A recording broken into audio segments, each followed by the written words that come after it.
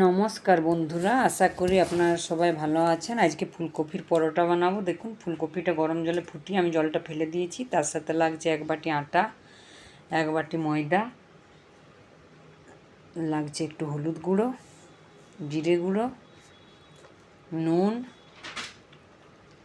তার সাথে সাদা তেল, একটু দই লাগছে, আর লাগছে জিরে ধনে ভাজা সেটা গুঁড়োনো, তার সাথে লাগছে জোয়ান, লাগছে দেখুন পেঁয়াজ কুচানো, কাঁচা লঙ্কা, আদা বাটা, ধনে পাতা।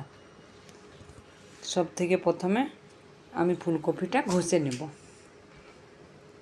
আপনারা চাইলে মিক্সিতেও ঘুরিয়ে নিতে পারেন, কিন্তু এটাতে ঘষে পরে করলে ভালো হয় পরোটাটা। দেখুন ফুলকপিটা আমার কোরানো হয়ে গেছে। এরপরে আমি একটা ফ্রাই প্যান নিব। ফ্রাই প্যানটা দেখুন গরম হয়ে গেছে। এরপরে এর মধ্যে আমি একটু সাদা তেল দেব। সাদা তেলটা দেওয়ার পরে আমি এর মধ্যে গোটা জিরেটা দেব। জিরেটা দেওয়ার পরে পেঁয়াজ কুচিটা দিয়ে দিয়েছি দেখুন। দিয়ে একটু নেড়ে নেব। দেখুন নেড়ে নিয়েছি। এরপরে একটু আদা বাটা, কাঁচা লঙ্কা কুচি দিয়ে পরে আবারও একটু মিক্স করে নিলাম। দেখুন মিক্স হয়ে গেছে। এরপরে এর মধ্যে আমি একটু হলুদ গুঁড়ো, তার সাথে একটু নুন স্বাদ অনুসারে, আর একটু জিরে গুঁড়ো দেওয়ার পরে আবারও মিশিয়ে নেব। দেখুন ভালো করে মিশিয়ে নিয়েছি। এরপরে আমি ফুলকপির কোরানোটা দিয়ে দেবো এর মধ্যে। দেওয়ার পরে ভালো করে মিক্স করে নেব।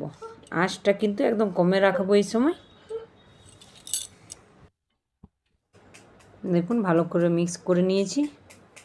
আঁচটা কিন্তু এই সময় একদম কমে আছে। মিক্স করার পরে আমি যে ভাজা মশলাটা রেখেছিলাম, জিরে ধনে আর শুকনো লঙ্কা ভেজে গুঁড়িয়ে রেখেছিলাম, সেটা এর মধ্যে দিয়ে দিয়েছি। আর একটু সামান্য তার সাথে গরম মশলাও দিয়ে দিয়েছি। দেওয়ার পরে আবারও আমি মিক্স করে নেব। দেখুন মিক্স করা হয়ে গেছে। এরপরে আমি এর মধ্যে ধনে পাতা কুচিটা দিয়ে দিয়েছি।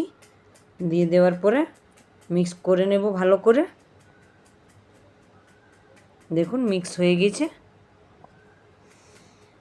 আমার রেডি হয়ে গেছে পুরটা। এরপরে আমি আটাটা মেখে নেব। তার জন্য দেখুন 1 বাটি আটা দিয়ে দিয়েছি। আপনারা চাইলে শুধু ময়দাতেও বানাতে পারেন। আর তার সাথে 1 বাটি ময়দা মিক্স করে দিয়েছি। দেখুন ময়দা দেওয়ার পরে এর মধ্যে 1 চামচের মতো সাদা তেল দিলাম, আর দিয়েছি এর মধ্যে একটু জোয়ানটা দেওয়ার পরে আমি স্বাদ অনুসারে এর মধ্যে একটু নুন দেব। আর নুন দেওয়ার পরে আমি 1 থেকে 2 চামচের মতন দই দিব। দই দিলে পরোটাটা খুব নরম হয় বা খেতেও ভালো হয়। তারপরে ভালো করে হাতের সাহায্যে মিক্স করে নেব ভালো করে। তারপরে হালকা গরম জল করে আমি আটাটা ভালো করে মেখে নেব। দেখুন আটাটা ভালো করে মেখে নিয়েছি। এরপরে আমি 10 মিনিটের মতন ঢাকা দিয়ে রেখে দেব। 10 মিনিট হয়ে গেছে, আমি খুলে নিয়েছি দেখুন। এরপরে আমি লিচি কেটে নিচ্ছি। লিচিটা কেটে নিয়েছি। এরপর আমি গোল গোল ঘুরিয়ে একটা বাটির মতন আকারে করে নেব। দেখুন আমি বাটির মতন আকারে করে নিয়েছি। এরপরে এর মধ্যে আমি পুরটা ঢোকাবো। পুরটা ঢুকিয়ে ভালো করে চেপে চেপে ঢুকাবো। তবে বেশি করে পুর ঢুকানো যাবে। বেশি করে পুর ঢুকিয়ে পরোটাটা খুব ভালো হয়। দেখুন আমি চামচের সাহায্যে চেপে চেপে ভালো করে ঢুকিয়ে নিয়েছি। অনেকটাই ঢুকিয়েছি দেখুন। এরপরে আমি বন্ধ করে দেব। আর একদম ধীরে ধীরে বেলবো। হালকা করে ময়দা দিয়ে বেলে নেব আমি। খুব হালকা হাতে বেলতে হবে। অনেকটাই পুর দিয়েছি, না তো পুরটা বেরিয়ে যাবে। দেখুন এরকম করে আমি পরোটাটা বেলে নেব।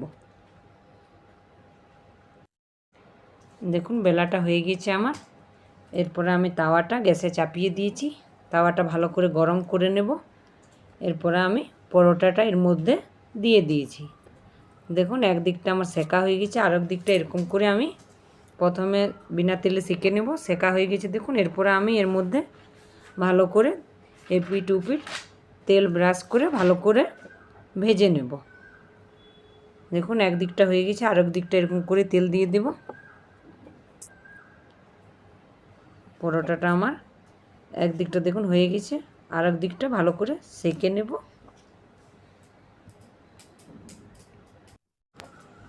দেখুন এরপরে আমি পরোটাটা তুলে নেব প্লেটে। এরকম করে প্রতিটা পরোটায় সেঁকে নেব।